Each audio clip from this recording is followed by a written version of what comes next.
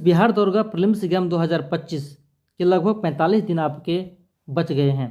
Friends, ये अंतिम के 45 दिन आपके बहुत ज़्यादा डिसाइडिंग यानी कि निर्णायक होने वाले हैं। इस समय आपको किस तरफ से मेहनत करनी है, आपकी मेहनत को सही दिशा देना जरूरी है ताकि आप अधिकतम से अधिकतम अंक प्राप्त कर सकें। इस रणनीति का उद्देश्य है कि आप अपनी पढ़ाई को व्यवस्थित करें, कमजोरियों को दूर करें और परीक्षा के दिन आत्मविश्वास के साथ बैठें। यह रणनीति आपको अंतिम 45 डेज का एक रोड मैप देगी, जिससे कि आप अपनी तैयारी को और अधिक प्रभावी बना पाएंगे और सफलता की ओर बढ़ेंगे।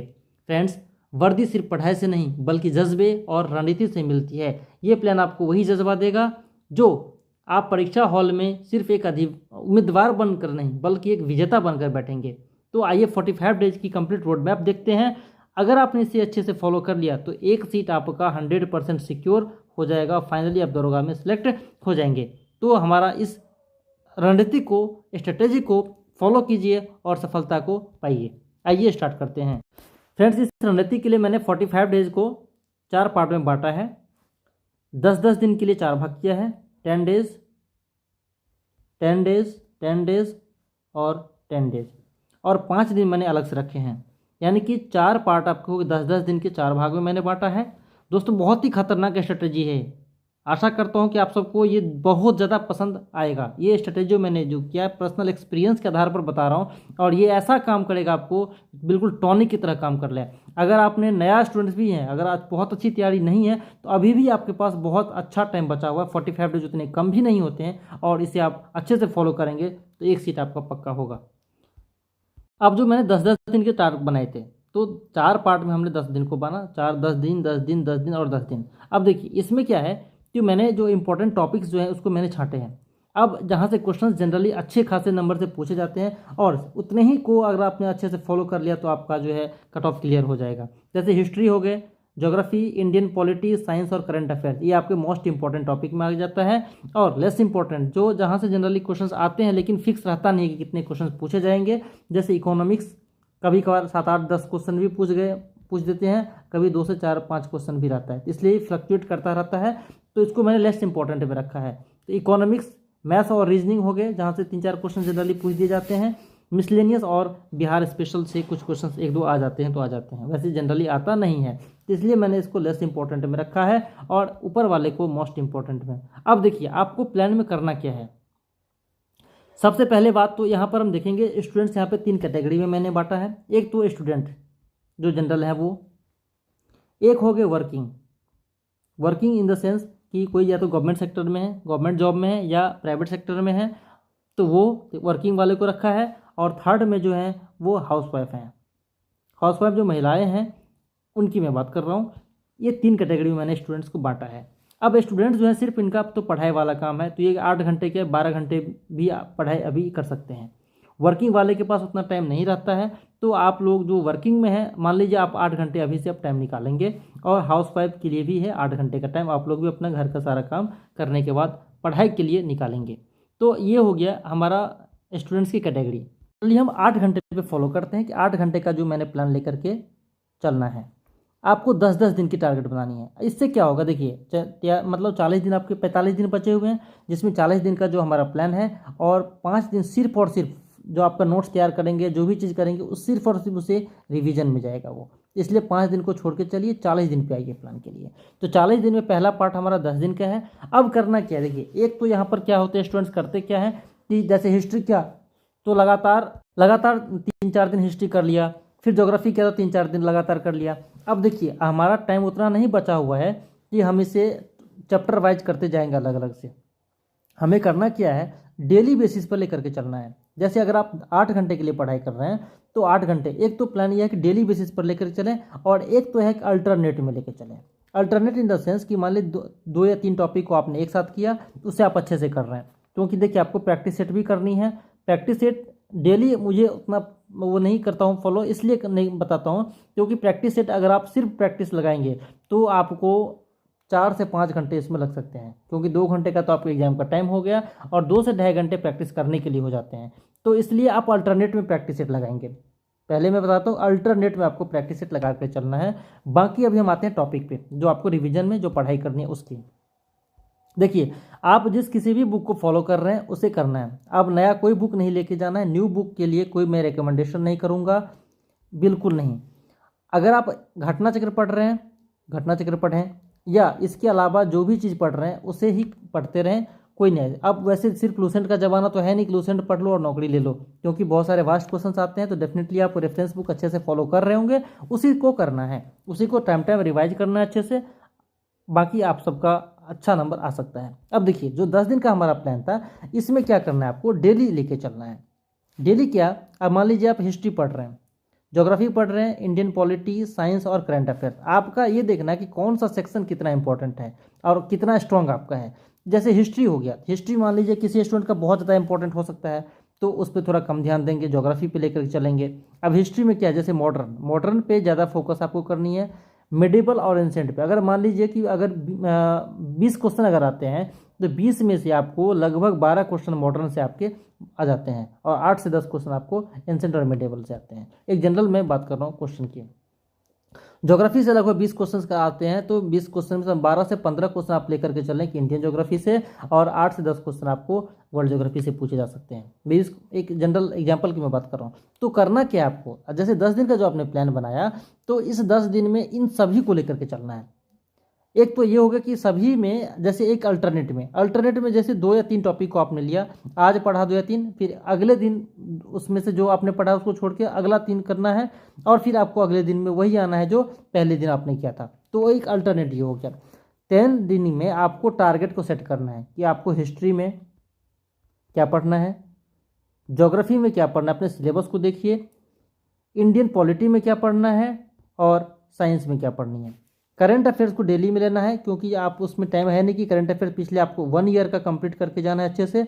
ये अब हिस्ट्री का अपने टारगेट बनाना है कि 10 दिन में आपको ये टॉपिक अच्छे से कर लेना है, साथ में रिवीजन लेकर के चलना है। वैसे ज्योग्राफी में आपने टॉपिक सेलेक्ट कर लेना है कि आपको जिसने आप कंफर्टेबल हैं कि आप किसी भी हाल में इस 10 दिन में इस टॉपिक को कंप्लीट कर लेंगे। आप टॉपिक का एक नोट्स बना लीजिएगा कि हिस्ट्री में आपको ये टॉपिक, जैसे एंशिएंट में ये करना है, मिडिवल में ये करना है, या मॉडर्न में हमें ये टॉपिक करने हैं 10 दिन के लिए। फिर ज्योग्राफी में आप आ जाएंगे तो इंडियन ज्योग्राफी में हमें ये करनी है, वर्ल्ड ज्योग्राफी में हमें क्या करनी है, वो उनका नोट्स बना लेना है। फिर आपको इंडियन पॉलिटी में टॉपिक्स को सिलेक्ट कर लेना है कि कौन कौन से टॉपिक्स को आपको इंडियन पॉलिटी के लिए करना है, और साइंस के लिए, साइंस में फिजिक्स, केमिस्ट्री और बायोलॉजी। तो साइंस में आप एक चीज़ कर सकते हैं, एक 10 दिन के लिए फिजिक्स को रख सकते हैं, एक 10 दिन के लिए आप केमिस्ट्री को, एक 10 दिन के लिए आप बायोलॉजी को, या नहीं तो आप इसमें भी कर सकते हैं, जैसे फिजिक्स, केमिस्ट्री और बायो। जैसे जनरली बायो से ठीक ठाक क्वेश्चन रहता है, तो उसमें भी आप टॉपिक को सिलेक्ट कर लें कि फिजिक्स से हमें ये टॉपिक करनी है, फिजिक्स से, केमिस्ट्री से, बायोलॉजी, इससे भी टॉपिक सेलेक्ट कर लें, केमिस्ट्री से भी और बायोलॉजी से भी।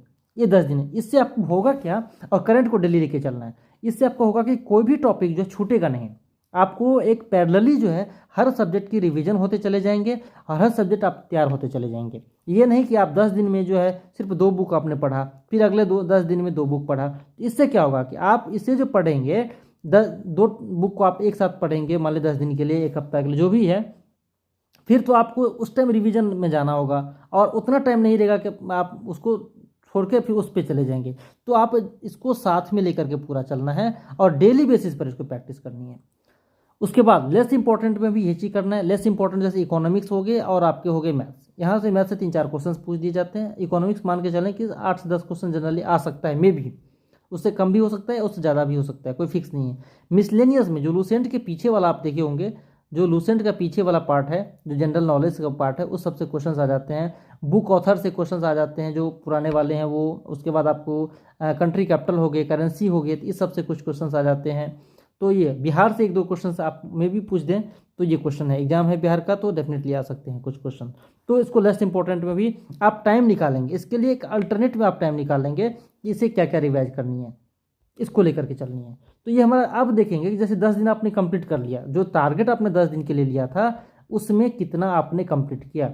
अगर आप जो टारगेट लेकर के चल रहे हैं, आप क्या करना है कि जैसे 30 दिन आपके बचे, मतलब 10 दिन में और 10 दिन में, आप 30 दिन में देख लेंगे कि आपको पूरा का पूरा सिलेबस इसको कंप्लीट कर लेना है।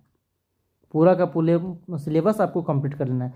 फिर आपको लास्ट के 10 दिन जो बचेंगे, 10 दिन में उसमें से आपको जो छांटे होंगे, जो नोट्स बनाए होंगे आप अच्छे से, उसको रिवीजन करनी है।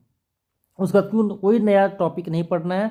जो लास्ट के 10 दिन आपके बचे रहेंगे, जो 40 दिन में से उस 10 दिन की मैं बात कर रहा हूँ, 5 दिन को आप छोड़ के चलें, उस 10 दिन में आप नोट्स को अच्छे से रिवाइज करेंगे। और जो आप प्रैक्टिस सेट कर रहे हैं वो सिर्फ 1 महीना के अंदर में ही कर लेना है, यानी कि 40 से मतलब लगभग 35 दिन तक जो है ना, आपके जो एग्जाम से 10 दिन पहले तक आपको सेट प्रैक्टिस करनी है। उसके बाद कोई सेट प्रैक्टिस करने की ज़रूरत नहीं है, क्योंकि आप सेट प्रैक्टिस में बहुत ज़्यादा उस टाइम लास्ट में करेंगे तो टाइम आपका वेस्ट होगा। आपको उस टाइम रिवीजन पे ध्यान देना है।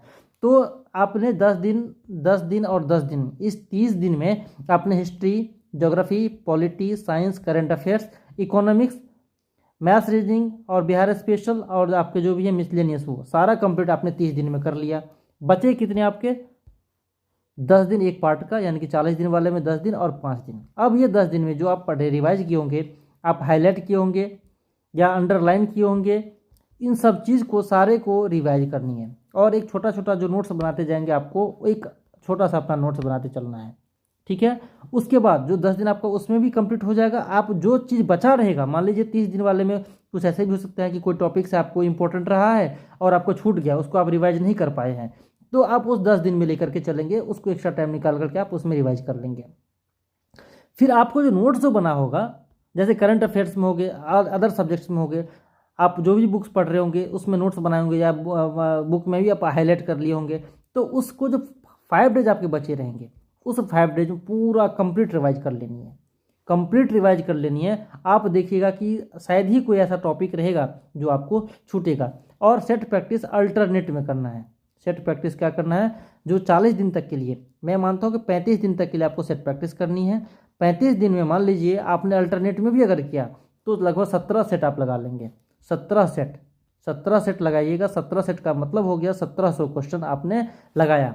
अब 1700 क्वेश्चन अगर आपने लगाया तो 1700 क्वेश्चन में 4 ऑप्शन होते हैं। 17 चौका 68, 6800 क्वेश्चन का, यानी कि लगभग 7000 क्वेश्चन आपको ऐसा हो जाएगा सेट प्रैक्टिस से, जो आप बिल्कुल एग्जाम में लगभग 10 से 20% कम से कम तो यहाँ से क्वेश्चन पूछ ही देगा मिनिमम, कितना भी कम आएगा। तो उसका भी आप नोट्स लगाते जाएं, बनाते जाएंगे। जो सेट प्रैक्टिस आप कीजिएगा लगभग, क्योंकि एक सेट प्रैक्टिस में आपको लगभग 4 से 5 घंटे का टाइम लगता है, तो उसमें जो इंपॉर्टेंट क्वेश्चंस होंगे आप हाईलाइट कर लेंगे। जो आप मार्केट जो कर रहे हो सेट प्रैक्टिस हाईलाइट करते जाएंगे या अंडरलाइन, उसको भी टाइम टू टाइम आपको रिवाइज करके एक छोटा सा नोट्स बना लेना है। और लास्ट के जो 5 दिन जो बचेंगे, तो बुक का नोट्स हो गया आपका, और सेट प्रैक्टिस वाला जो नोट्स हो गया वो, उसको आपको कंप्लीट रिवीजन करनी है।